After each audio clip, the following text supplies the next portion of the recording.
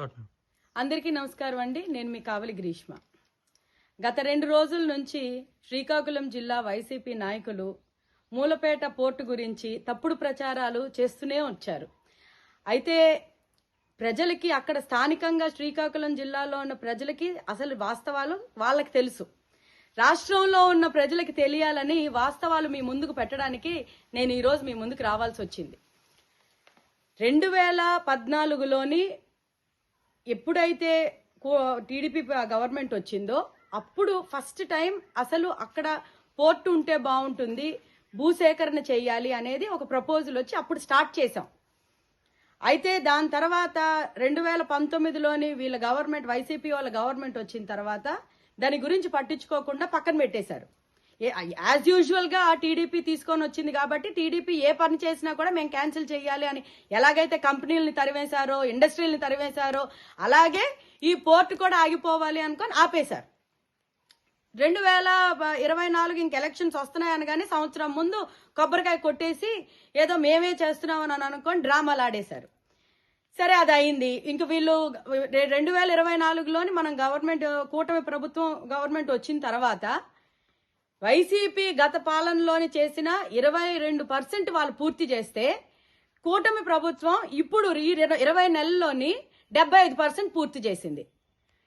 YCP నాయకులకి గాని, జగన్మోహన్ రెడ్డి గారికి గాని 24 గంటలు తెలుగుదేశం పార్టీ గాని, కూటమి ప్రభుత్వం గాని ఏవైతే వాళ్ళు పనులు చేశారో, ప్రజల కోసం మంచి చేశారో, ఇండస్ట్రీలు తీసుకొని వచ్చారో, ఏదైతే అభివృద్ధి చేశారో వాళ్ళకి ఆ క్రెడిట్ వాళ్ళే చేసేశారు అని చెప్పుకోవడం, అబద్ధం చెప్పుకోవడం వాళ్ళ రక్తంలో నిండిపోయింది.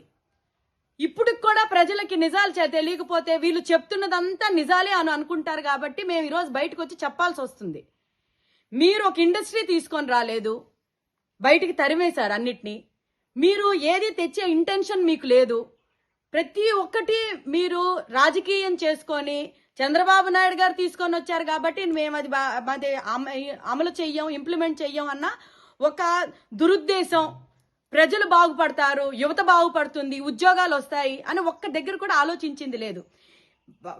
ఏదైతే మూలపేటలోని మన పోర్టుకి కావాల్సిన వస్తువులు కానివ్వండి, లేకపోతే కోల్బర్త్ కానివ్వండి, లేకపోతే ఏదైనా సరే మనకు ఒక పోర్టు పెట్టడానికి కావాల్సిన అవసరాలు ఏవైతే ఉన్నాయో వాటన్నిటికీ సమకూర్చడానికి ఎంత ఎన్డీఏ ప్రభుత్వం ప్రధానమంత్రి గారిని కలవడం జరిగింది, కేంద్ర మంత్రుల్ని కలవడం జరిగింది.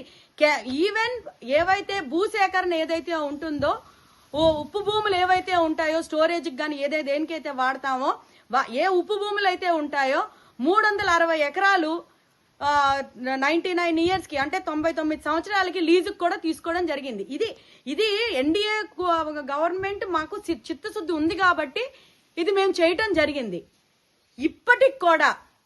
ఇప్పటికి కూడా పోర్టు దగ్గర దరిదాపుల్లోని ఈ రోజు ఏదో ధర్నా చేయటానికి వచ్చారే తప్పితే గత 5 సంవత్సరాలు 2019 నుంచి 24 వరకు ఒక్కసారి కూడా ఈ శ్రీకాకుళం సోకాల్డ్ వైసీపీ నాయకులు వచ్చింది లేదు, చేసింది లేదు, పెట్టింది లేదు.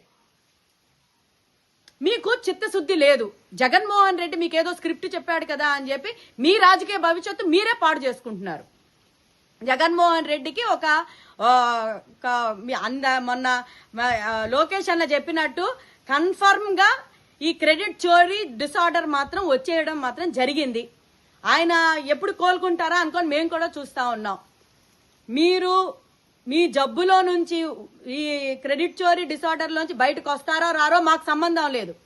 కానీ ప్రజల ముందుకు వచ్చి మీరు అబద్ధాలు చెప్తా ఉంటే, మీరు ఇలాగ అబద్ధాలు చెప్పి ఏమీ చేయలేదు కాబట్టే 11 సీట్లకి మీకు మిగిల్చారు.